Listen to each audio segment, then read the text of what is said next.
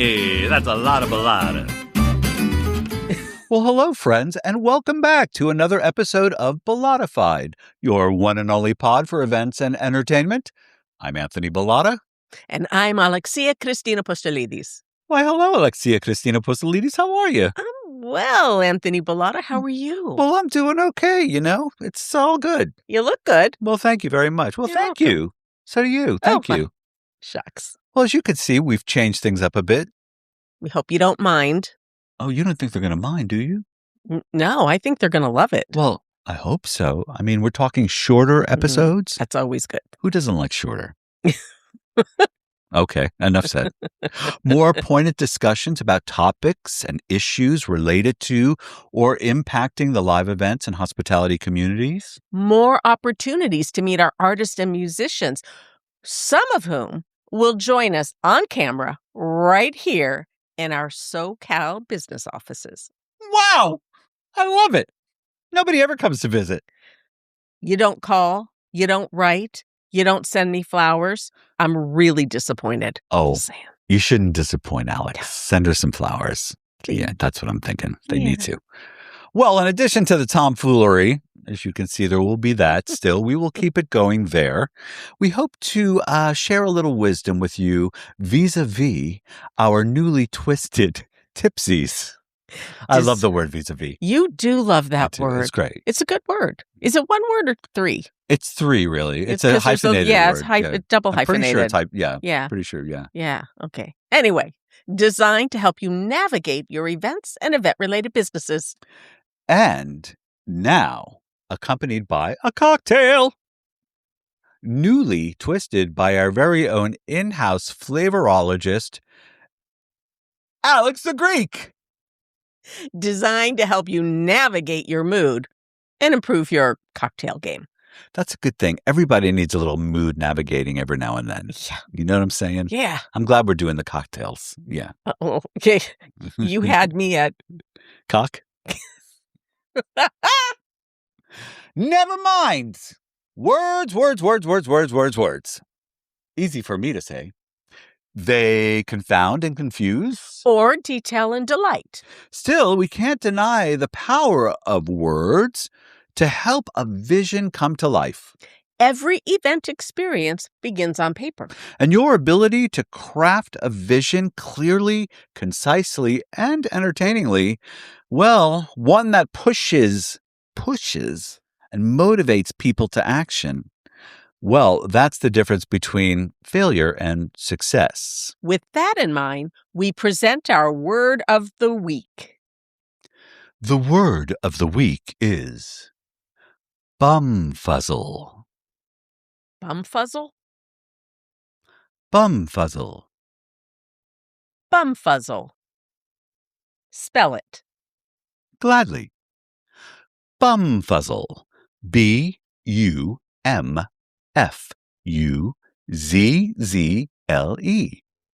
Bumfuzzle. Okay. Define it. Happily. Bumfuzzle. To confuse or bewilder. Bumfuzzle. Use it in a sentence correctly. Surely. I will now use it in a sentence correctly. Bumfuzzle. The sleight of hand magician was so good, he was able to bumfuzzle the entire audience. Bumfuzzle. I have to say, that is now one of my favorite words. I am going to use it all the time. It's going to be a rotating regular in Alex's lexicon. I love it. I think it should be in everyone's lexicon. I agree. And, to quote your father, it's delicious. Well, my godfather. Okay, my father might see that okay, too. but it was delicious. It's it was delicious word. And I'm getting very excited about this. As you can see, I love the words. The words are good. Although they do confuse and confound me too at times. But bumfuzzle feels like two words, right? Yes. There's the bum. Yes. You're bummed out, you're getting bummed, or bum is ein Tuchus. Mm-hmm. We all have one of those. Most of us. But also there's fuzzle, which really isn't a word at all, but sounds delightful. Now I want to go home and fuzzle with my stuffed animals. You see what I'm saying? Yeah. Doesn't that sound warm and It's fuzzy? been a day. We should all go home and fuzzle.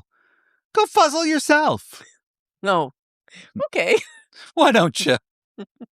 I just might. Thanks. Okay. Now, tell us what you think about the word of the week. You can leave a comment below, hit the subscribe button and the like button too if you don't mind. We don't mind being liked. Or if you like, you can go on the website, Bollotta.com. That's BOLLOTTA.com/podcast and leave your comment there. The good ones we'll share. Ooh, that's You a know what great I'm saying? idea. Like if you can bumfuzzle us, you got it. You're on. It's easy to bumfuzzle. It's going to happen. Let's get tipsy.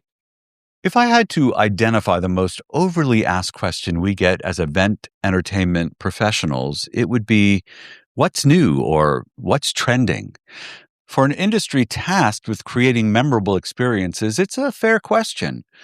But is it the right question? Depending on your circumstances, it just may not be. Now, don't get me wrong. Offering up new, never-been-had-before experiences is tantalizing. We all love it. When messaged correctly, the promise of a new experience can motivate people to action. When executed correctly, it can leave a lasting impression. New offerings can also breathe life into legacy and fundraising events. There are definite upsides. But there may actually be more benefit to resisting the shiny and new for the familiar and expected. I'm often asked by young, ambitious musicians how they can get gigs in the event world. And my first question back is always, are you comfortable playing covers? Some musicians who also write are intent on playing their own songs. No shade. In fact, good on them. But that doesn't work for events. Event guests do not dance to music that is unfamiliar. And unfamiliar background music does nothing to help them feel more comfortable, more relaxed, and more willing to engage. We call music the universal language because it has the power to connect us beyond geographic boundaries. But the power only exists through the individual relationship each of us has with said music. If the music is unfamiliar, if we don't know it, we don't connect to it, and as the saying goes, it might as well be Greek. The point is that people appreciate the familiar and expected more than you may think. A recognizable atmosphere promotes a sense of belonging, and a recent worldwide survey of nearly 750,000 respondents from 180 countries revealed that of 56 human values, belonging is viewed as the most important, followed by community. There's an opportunity in this, I believe, an argument to be made for balancing new experiences with those that are familiar and taking whatever steps you can to promote a sense of belonging among attendees and guests. Might be as simple as adding signage in an unexpected place or selecting the appropriate music. But nonetheless, it's important and worth your attention, especially if you would like them to return. Because, as leading authority on human values, David Allison points out in his book, The Death of Demographics, what we value determines what we do. I hope this Tipsy will motivate you to think about ways you can lean into the familiar and expected aspects of your event to further promote that sense of belonging we all long for. And that's my Tipsy of the Week. Hey, thank you for joining us on BollottaFide. If you haven't already, like, subscribe, and hit that notification button. Well, here we are at the Tipsy Cart with Alex. Hello. Hello. So what are you concocting for us, Alex? Well, in keeping with our tip, I'm going to make something familiar and comforting, and nothing is more soothing and sexy than the classic taste of a classic Manhattan. I agree. I'm glad you agree. Why don't we start concocting? Let's concoct, shall we? Well, we are going to start with a really nice bourbon. This is one of my favorite. It's Bulleit Bourbon. It's a really delicious and smooth and soft bourbon. Lovely. It is lovely. And you like it because it's smoother and softer than other bourbons? Yes, some bourbons can be harsh and they can be very astringent, and this is like very velvety. Okay. That's my word for it, velvety. We're also going to use a sweet vermouth. Now, vermouths can be very, very sweet, so you're going to proportion it appropriately. If you like a sweeter drink, you add more. I don't like a sweet drink, so I add a little less. Is that a Gallo? Is that an Italian vermouth? That is an Italian vermouth, and quite honestly, this is my first time experiencing it, and I'm kind of liking it. Oh, I can't wait to taste it. It's Italian. It must be good. Well, you're Italian. I'm Sicilian. There is a difference. I'm Italian? I didn't know. Oh, stick with me. Okay, thank you. Anyway. Our third and final ingredient are Luxardo cherries. Now, you can use your regular old run-of-the-mill maraschino cherries, totally fine, the kind you put on your sundaes. It'll be fine. But if you want to up your cocktail game, the Luxardo cherries are amazing. They're not as sweet. They're not as candy flavored. They're luxurious. They're sexy. They're just so delicious. If I were a maraschino cherry right now, I wouldn't be very happy with you. But I got to say, those do look richer than regular maraschino cherries. Well, maraschino cherries have their place on top of ice cream. So are they maraschino, not maraschino? I've always pronounced it maraschino, but I could be wrong. I'm a neophyte. I'm here to learn. So how do we make this concoction? Okay, we are going to start with our shaker, but we're going to put our alcohol in first. Do you know why? I think we put the alcohol in before the ice. Yes. So it doesn't get watered down? Correct. Ding, ding, ding. You get a point. I'm learning. You get a second cocktail tonight. Woo! All right, so we're going to start our ingredients. For this particular drink, I'm using 1.5 ounces of bourbon to a half an ounce of our sweet vermouth. You're going to see me pouring more because I'm making 3 drinks. Also, something to note that every single one of these comes in a different size. This is 1 ounce to a half. Some are 1.5 to 1, so on and so forth. If you're like me, you don't even use it, and you just pour to your heart's content. So we're going to mix. Okay? So we're going to get going. This is the bourbon. All right, and that's basically an ounce or well, we're going to do 4 ounces, actually. So that's 2 full ounces makes 2 drinks, right? Okay. And we're going to do... but this is an Alex Manhattan, so it's going to be a little bit strong. A little heavier on the bourbon. Because... a little heavier on the bourbon. Why wouldn't you? And then we're going to do 1.5 ounces of our sweet vermouth. Da-da-ding. The vermouth, I can smell the vermouth, and it smells really good. Doesn't it? It's very good. But if you put too much in it, then it kind of tastes, it almost gets bitter if it's too sweet. Really? Yeah.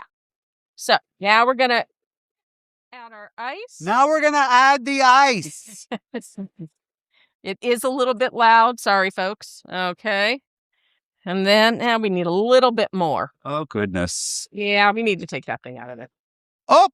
Whoop! Okay. Fabulous. Now, when love you're shaking this, you want to shake it enough that you get actually a frost on the outside of your shaker, okay? Okay. That's when you know it's nice and cold. It's also a really, really, really, really good arm workout. While she's finished. Okay. She's finished. Okay. There we go. We're going to get our glasses here. Okay. Okay, that looks very nice. Now, how much if you were ordering this in a club or in a bar, would you expect it to be this, or would you expect a more volume? Or a bigger pour, a bigger portion. Honestly, you're going to get more of a traditional martini glass, and it's only probably going to be filled about that much, but you're going to think that you're getting more because of the style of the glass. Yeah, those martini glasses, they're wicked. Yes, they are wicked. Yeah, I spilled a whole martini on the floor of Saks Fifth Avenue once. I wasn't supposed to spill it, but they fill it to the top and then they ask you to go shop. What a crazy thing to do. I've never been to Saks when they're giving out martinis. Oh, you miss out. I am. We're going to put in our Luxardo cherries. Okay. I know that sounds very fancy of me, but I think it was for a fundraiser, actually. Okay. Well, then there you go. So then you didn't even get to drink it, or did you go back and get a second? I spilled most of it. No, I didn't drink it. I spilled most of it.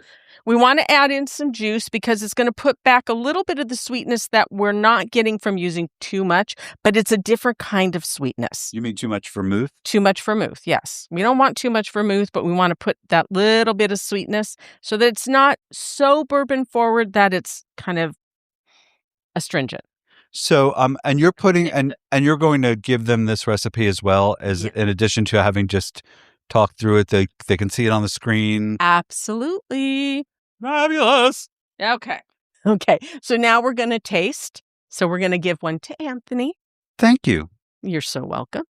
And one to our audience. To you. And one for me, the flavorologist. So a toast? A toast. Here's to all that is familiar and comfortable, and to you, and to you. To you, sir. Cheers. Cheers. Which one do I drink? That is so good. I love the drink. It's very tasty. Yes, thank you. I appreciate that. Now, let me ask you, when would you serve this? Well, it's a classic Manhattan. It is a classic Manhattan. And sometimes on a Friday, in fact, when my daughter was little, my then husband, and I used to have Manhattan Fridays, and I would do big charcuterie boards, and we would have a Manhattan, and we would put on music, and we would dance with our daughter. Okay, so you really don't need a reason. It's classic. It's very classic. You can do it anytime. You can just do it on its own, before dinner, during dinner, after dinner, or D, all of the above. All righty. Well, again, to you and to the classic Manhattan. I'll take Manhattan.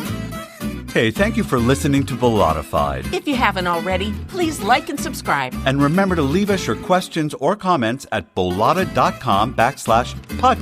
BollottaFide is a production of Bollotta Entertainment. Hey, that's a lot of Bollotta. Stay engaging.